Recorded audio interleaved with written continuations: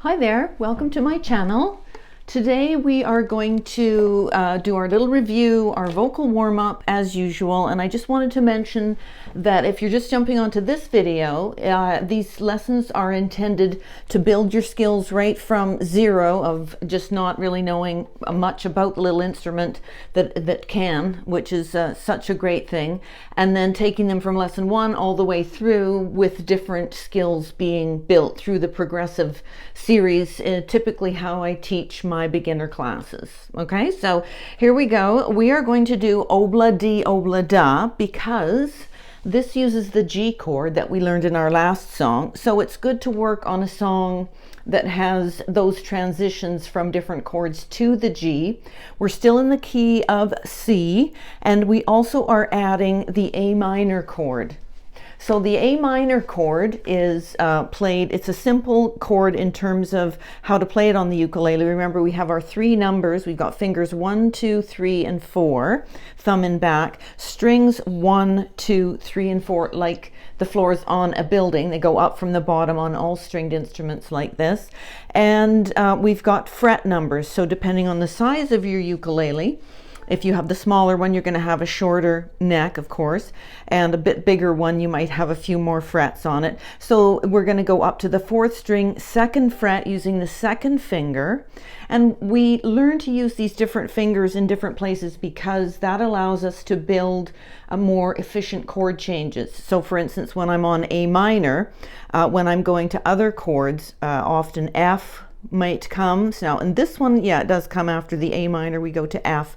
So if you use the index finger, which is a more dominant finger, you would be jumping to try to get that F chord. So you want to try and develop the good skills with the fingers so that you can slowly over time really increase your chord efficiency once you've memorized where those shapes are. Okay, so holding, we're going to just do a little bit of review of that again. We've got a 45-degree angle. This bump is kind of under your chin for a reference point. It's at a bit of a 45-degree angle. If that means that you can't see the strings as you're forming the chords, tilt it from the bottom. We want to try and keep an erect posture, square shoulders and relaxed belly. We've got the hand coming across the back part of the instrument, not trying to hold it or support it, not trying to grab onto it like that, just coming straight across there. And the forearm can really take the tail end and pull it in while the wrist can be loose to do your strumming. And you want to have a nice, free, loose wrist. The left hand, the fretting hand, and again, I'm a lefty and I didn't invert the strings, but it seems to depend on how dominant your handedness is. So if you're very dominant left, you might feel so uncomfortable doing it this way that you want to restring it and have it pointing the other way. So there's a few challenges with that. You just have to decipher all the chord shapes and change those around for yourself when that's happening. So in any case, we're going to review the good positioning for the left hand. We've got our thumb up, we've got our 2nd fret space, thumb against the back, not resting here and not as much this, just the fleshy part against the back of the neck. We're coming forward with our hand fully extended, so you should feel a nice stretch there in the hand. And then let's form that F chord so that you can have a couple of fingers on there and see that the thumb is now working cooperatively with the 2 notes on the front to form a good strong fretting hand that will develop over time. Like your hand is, I always say, it's going to the gym, like, so you need to put it into a position that isn't the most comfortable but is going to build the muscles in an effective way. So we've got that on there. We're going to come back here and just do a little bit of relaxing of the wrist, so a bit of up and down with that loose wrist. Good. Up and down like that.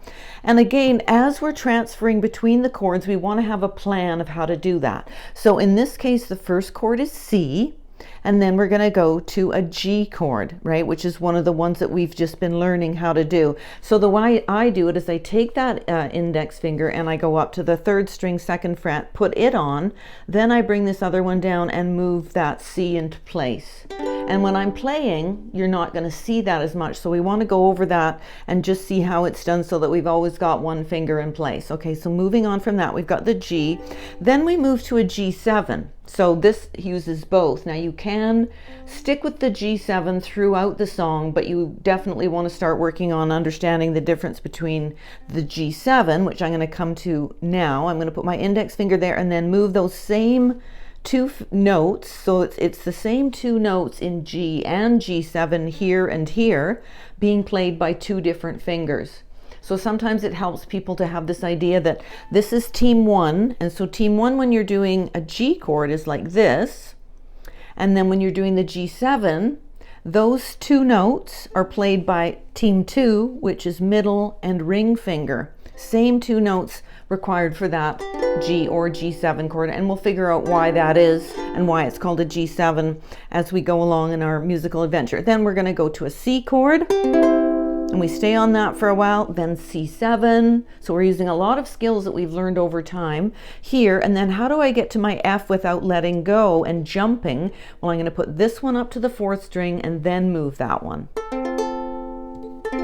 And then we go back to a C. I'm using my ring finger and up to G7 and C. Then in the chorus, we're on a C. We go to the G. Again, I'm using that path up top to A minor, then an F, and then I just jump down to C. And if there's any other things that I feel that are going to come up, I will let you know in the, so vocal warm up, we're going to do our C note. So plucking the C, finger coming across. Relax your belly, thinking about a long held tone. La. And again, give it to your ear, listening intently, turning on your ears. La. And then the E, so we're ascending in pitch of the open strings. La. And a long held tone gives your muscles around the vocal cords a really good chance to form that note accurately pitch-wise. And then the next note in ascending order on a standard strung instrument would be G up top. La. And then A is our last open string, going up higher. La.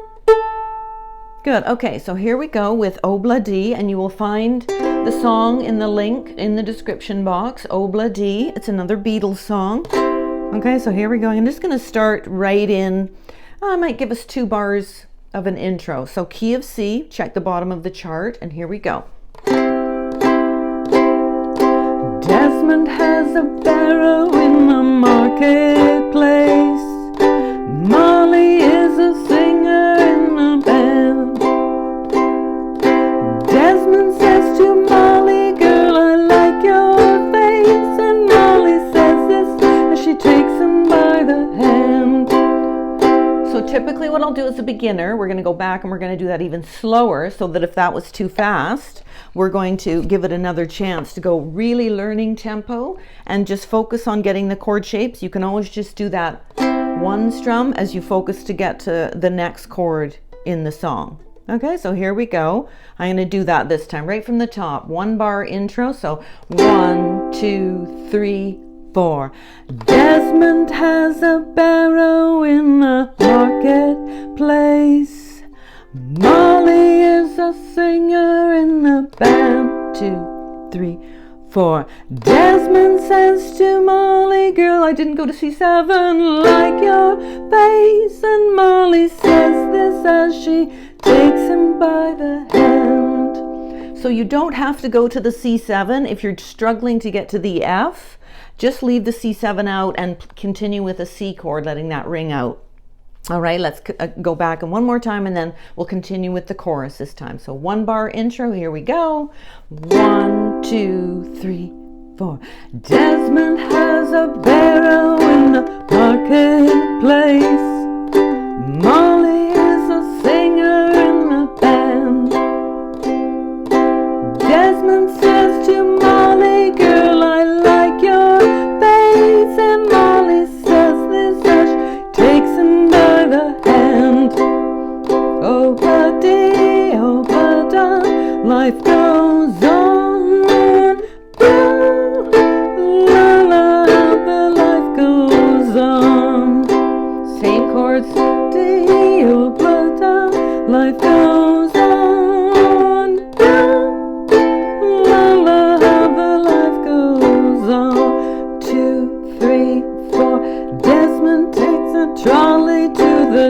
blessed star.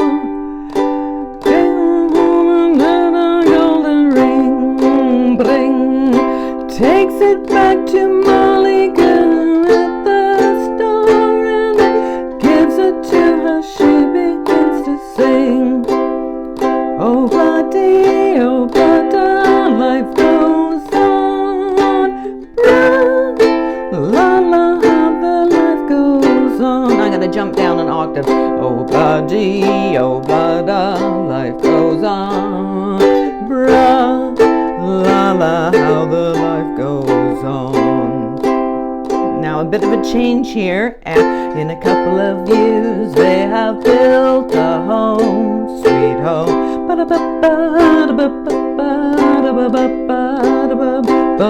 In a couple of years, running in the yard of Desmond and Molly Jones. Ha ha ha ha. Now there's only 4 ha ha ha ha's, I think, but you might want to put that 5th one in. Happy ever after in the marketplace. Desmond lets the children lend a hand. Molly stays at home and does her pretty face, and in the evening she's a singer with the band. Oh bloody, life goes on. La la, how the life goes on. Oh bloody, life goes on. La la, how the life goes on. And this is a bit tricky. And if you want some fun, sing oh bloody,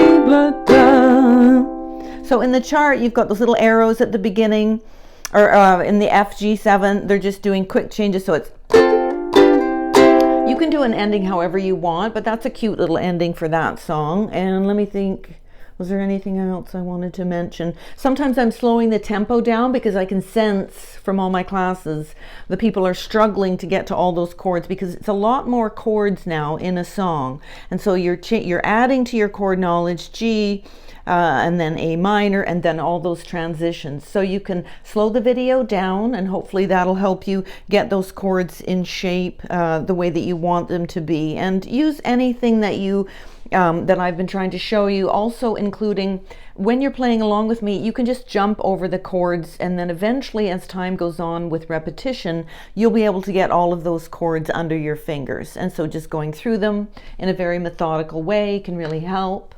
So I hope you've enjoyed that lesson today. And if you found it helpful, share it and give it a like. Subscribe to my channel for more of similar content as we build on our skills. And let me know if you have anything, songs that you would like me to do. I'm happy to look at that and give you any feedback in terms of helpful tips that I can. Okay, have a great day.